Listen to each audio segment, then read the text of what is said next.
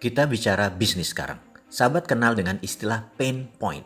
Benar, pain asal kata dari sakit yang di point, yang ditunjuk. Sederhananya arti terjemahan bebasnya, pain point adalah menunjukkan di mana tempat yang sakit. Dan dalam istilah bisnis ada yang namanya pain point. Pasti ada yang saat ini menggeleng-gelengkan kepala yang bisa diartikan belum tahu. Baik, kita lanjutkan. Proyek, bisnis, atau pekerjaan, kalau kita tidak bisa menemukan pain point yang tepat, itulah yang membuat sukses rate-nya rendah alias gagal atau lama. Sekali lagi, keterampilan menemukan pain point adalah kunci sukses. Bisnis bisa kembali modal dalam 5 tahun, bisa kembali dalam 1 tahun, atau bisnis bisa rugi, tidak pernah kembali modal hanya karena salah mengidentifikasikan pain point.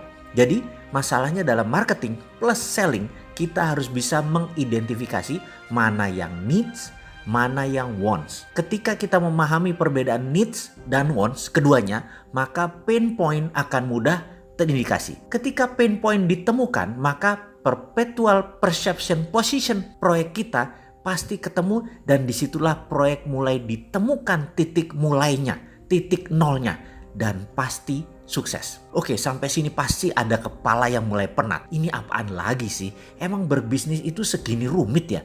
Pantas hanya sedikit yang mau menjalankan. Nah, itu si engkoh-engkoh di pecinan gak belajar beginian, tapi pada jadi juragan kaya-kaya tuh. Pedagang kain orang Padang di Tanah Abang, juragan warteg Bahari Tegal, gak belajar beginian, di kampungnya rumahnya bersusun-susun, tingkat gedong semua kayak di Jakarta. Mobilnya banyak, kaya semua, gak belajar beginian. Ada yang komentar begitu, dalam hati sih kayaknya. Sementara ada yang lain lagi, para mantan pejabat Pemda, mantan bupati, para mantan gubernur, mantan bos BUMN, mantan anggota DPRD, DPR, yang gajinya mungkin belasan juta tapi punya miliaran uang di kantong mereka, dan mereka gak ada tuh yang belajar beginian, tetap aja pada kaya-kaya. Lupa, bentar, kita gak bicara memanipulasi jabatan ya. Oke, kita ralat, kita balik ke bisnis. Bener, mereka tidak belajar hal ini, yaitu para pedagang kaki lima, engkoh-engkoh di pecinan dan lain-lain. Benar, tidak belajar. Tapi mereka melakukannya. Dari ratusan proses, bahkan ribuan proses mereka jalani dari usia belasan hingga sekarang, misalnya usia mereka 50-an, sudah 30 tahun, sudah 40 tahun, sudah ribuan proses bisnis dilalui, dan sudah terbentuk perpetual perception position di kepalanya tanpa melakukan analisa data. Hal itu sudah masuk pikiran bawah sadar dan sudah masuk dalam snap judgment decision.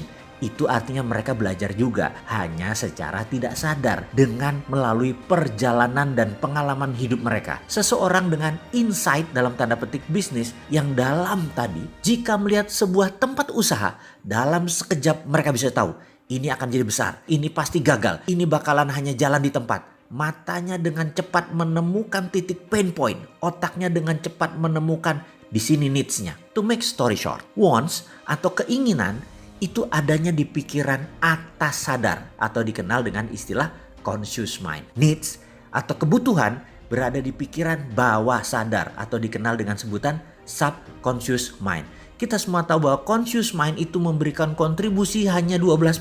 Sementara subconscious mind memberikan 88% kontribusi kepada kehidupan. Namun subconscious punya kelemahan. Mereka tidak punya value, tidak punya perception. Jadi Anda harus mengenal apa itu subconscious, karena disinilah kunci sukses Anda. Maaf, data lengkapnya nonton aja di video Sadar Kaya Advance. Kita lanjut ya. Hubungannya dengan marketing plus selling jadinya apa? Keputusan membeli. Sekali lagi, ini huruf kapital nih. Keputusan wants, keinginan, bukan keputusan needs, kebutuhan. Begini contohnya needs, seseorang akan kebutuhannya dengan transportasi. Wants-nya ingin naik Mercy. Sekali lagi, needs tidak bisa diubah, wants bisa diubah. Jadi kebutuhannya akan transportasi tidak bisa diubah, tapi keinginannya naik Mercy bisa kita ubah. Gitu ya, harus diingat ya. Subconscious sulit diubah, conscious ikut angin. Selling itu conscious mind, marketing itu subconscious mind. Nah, mulai pening kan sekarang? Baik, sampai di sini pasti mulai nyambung dengan apa yang saya maksud di awal diskusi ini, yaitu pentingnya menemukan pain point, pentingnya mengidentifikasikan needs dan wants, di mana hasil akhirnya adalah membuat software perpetual perception position, yang mana hal ini harus diletakkan di bawah sadar seseorang agar dia bisa dan pasti menjadi sukses keputusan bisnisnya karena semua keputusan bisnisnya pasti benar. Sekali lagi, saya memberi ilustrasi. Needs, wants, pain point, perpetual perception position dalam sebuah pemahaman. Jadi semua pelajaran di awal kita ulang dalam sebuah pemahaman. Seseorang tinggal di Cibubur, kerja di Jakarta. Setiap hari dia bersama 2 juta manusia yang lain berangkat pagi hari. 2 jam sampai 3 jam sehari dia habiskan waktu di jalan untuk berangkat kerja. Kebutuhannya memindahkan dirinya dari rumah ke tempat kerja adalah masalah transportasi, itu adalah needs. Setiap hari dengan kendaraan umum dihabiskan waktu 2-3 jam. Maka memiliki kendaraan yang nyaman adalah wants-nya. Needs tidak bisa diubah meskipun dia pindah tempat kerja lainnya yang dekat dengan rumah. Dia tetap perlu transportasi dengan pilihan jalan kaki sekalipun. Wants-nya tetap saja ingin mobil Mercy. Pain point-nya di mana? Banyak sisi melihatnya.